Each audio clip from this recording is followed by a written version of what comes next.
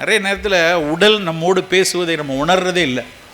உடல் நம்மோடு பேசுவதை உணர வேண்டும் என்றால் ரீல்ஸ், ஃபேஸ்புக் பேசுவதை நாம் கேட்கக்கூடாது.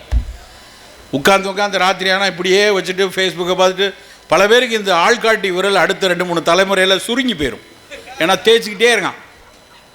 இதுக்கப்புறம் ராத்திரியெல்லாம் அப்படி கையை வச்சு இப்படி தேய்ச்சிட்டே இருக்கான். கொஞ்சம் கொஞ்சமாக தேய்ச்சி போயிடும். அந்த அளவுக்கு இந்த சமூக ஊடகங்களில் போய் சிக்கி கொண்டு இருக்கிறோம். ஆனால் உடல் நம்மோடு வலிக்கிறது, தும்முறது, பேசுகிறது, அந்த மாதிரி சிறு சிறு உரையாடல்கள் நம்ம உடல் பண்ணிக்கிட்டே இருக்கடே. தூக்கம் வருதுன்னா கொட்டாய் விடுது, தூங்கணும். நமக்கு உனக்கு உடல் உனக்கு ஓய்வு தேவைப்படுதுன்னு அது கொட்டாவி கொடுக்குது, தூங்கிடணும். ஒரு விக்கல் வருதுன்னா தண்ணீர் அருந்தணும்.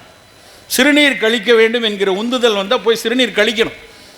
நான் எல்லாத்தையும் அடக்கிடுவேன்னு சொல்லிட்டு ஒன்றையும் அடக்க முடியாமல் ஆறது தான் நம்மளுடைய பிரச்சனையே. அப்போ அப்படியான ஒரு வலியை கொடுக்கிறது என்றால் அது எதுக்குன்னா அந்த பனங்கிழங்கினுடைய நார் பொருட்கள் அதில் உள்ள தண்ணீரை உறிஞ்சி அது மெல்ல மெல்ல போகும். வயசானவங்களுக்கு அது செரிக்க லேட் ஆகும். ஆனால் சிறு குழந்தைகளுக்கு 40 வயது, குறிப்பாக 40 வயதில் இருக்கிறவங்களுக்கு இது மாதிரியான நார் உணவுகள் ரொம்ப ரொம்ப ரொம்ப அவசியமான விஷயம்.